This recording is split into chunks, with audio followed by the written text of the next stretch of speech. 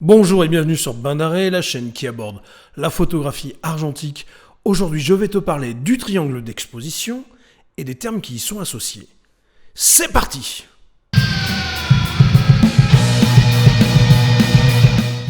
Pour bien comprendre le triangle d'exposition, qui se compose de la vitesse d'obturation, de l'ouverture du diaphragme et de la sensibilité ISO, il faut d'abord bien comprendre tous les termes qui y sont associés. Il existe effectivement différents mots employés qui bien souvent embrouillent bon nombre de photographes.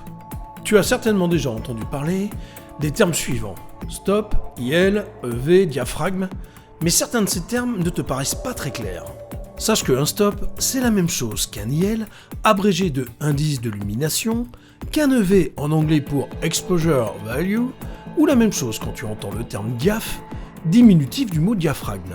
Et si je dis que c'est la même chose, c'est que chacun de ces termes représente la division ou la multiplication par 2 d'une quantité de lumière. On pourrait donc associer tous ces termes aux trois paramètres du triangle d'exposition. Mais il est un terme qui a l'avantage d'être associé non seulement aux trois paramètres du triangle d'exposition, mais aussi à la quantité de lumière reçue sur le film et à la quantité de lumière émise par un flash, par exemple, en valeur pleine. Ce terme, c'est l'IL pour indice de lumination. J'utiliserai donc l'IL dans cette vidéo pour parler du triangle d'exposition.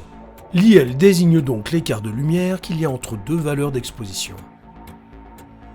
Sur l'échelle des ISO en photographie argentique, on va avoir principalement les valeurs suivantes: 25, 50, 100, 200, 400, 800, 1600 et 3200 ISO. En ce qui concerne l'échelle des vitesses d'obturation d'un boîtier argentique, sans parler du mode bulbe, on trouvera ces valeurs: 1 seconde, 1 demi-seconde, 1/4 de seconde, 1/8 de seconde, 1/15 de seconde, 1/30 de seconde, 1/60, 1/125, 1/250, 1/500 et enfin 1 millième de seconde.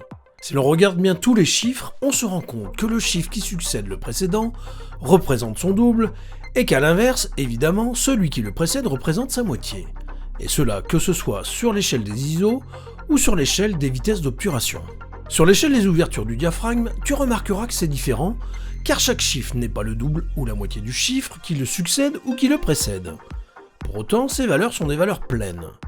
On lira les valeurs suivantes: f1.4, f2, f2.8, f4, f5.6, f8, f11, f16 et enfin f22. Attention, sur certains objectifs, il existe des crans de diaph ou des tiers de diaph entre deux valeurs pleines, par exemple entre f8 et f11, mais ce n'est pas la même chose. On sait que l'écart entre ces chiffres est équivalent à un diaphragme et qu'un diaphragme est équivalent à un IL. On a constaté que sur deux des paramètres du triangle d'exposition, les valeurs étaient doublées ou divisées par 2. On peut en conclure qu'augmenter d'un IL permet de doubler la quantité de lumière et qu'à l'inverse, réduire d'un IL permet de diviser la quantité de lumière par 2. Je vais te schématiser tout ça pour une meilleure compréhension. Sur l'échelle des ouvertures, quand je souhaite avoir une grande ouverture sur mon objectif, je dois choisir un petit chiffre. Et à l'inverse, quand je dois fermer mon objectif, je dois choisir un grand chiffre. Et bien là c'est pareil, ça fonctionne à contresens. Lorsque je passerai d'une valeur supérieure à une valeur inférieure, j'augmenterai d'un IL, et à l'inverse, quand je passerai d'une valeur inférieure à une valeur supérieure, je réduirai d'un IL. Je m'explique. Si je souhaite augmenter mon exposition d'un IL, je vais par exemple devoir passer ma vitesse d'obturation de 1/125 de seconde à 1/60 de seconde afin de faire rentrer plus de lumière pour exposer mon film. 1/60 de seconde étant moins rapide que 1/125 de seconde, le film sera exposé 2 fois plus longtemps. Et si je souhaite augmenter mon exposition de plus 3 IL, je vais par exemple passer ma vitesse d'obturation de 1/125 de seconde à 1/15 de seconde.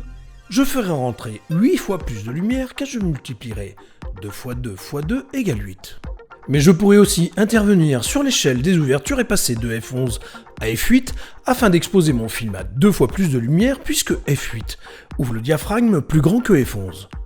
Je pourrais également exposer de plus 3 IL en passant de f22 à f8, ce qui exposera le film à 8 fois plus de lumière. A l'inverse, si je souhaite réduire mon exposition de 2 IL par exemple, et donc exposer mon film à 4 fois moins de lumière, je passerai ma vitesse d'exposition de 1/125 de seconde à 1/500 de seconde. 1/500 de seconde étant une vitesse plus rapide que 1/125 de seconde, elle fera rentrer moins de lumière. Je pourrais aussi intervenir sur mon diaphragme en passant de f11 à f22, car f22 est plus fermé que f11 et par conséquent laisse passer 4 fois moins de lumière. En ce qui concerne l'échelle des ISO, on parle de sensibilité. Les films rapides, dits sensibles, type 400 ou 800 ISO, pourront être exposés dans des conditions de lumière faible. Ils auront donc besoin de moins de lumière que des films dits lents ou à faible sensibilité, de type 50 ou 100 ISO, qui nécessiteront de plus de lumière. Donc si je prends un film de 400 ISO, il sera plus sensible de plus de IL par rapport à un film de 100 ISO.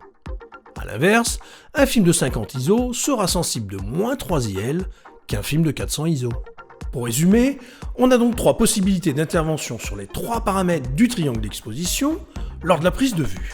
Sauf que l'on pratique la photographie argentique et qu'il est un paramètre sur lequel on ne pourra plus intervenir lors de la prise de vue, c'est sur la sensibilité des ISO.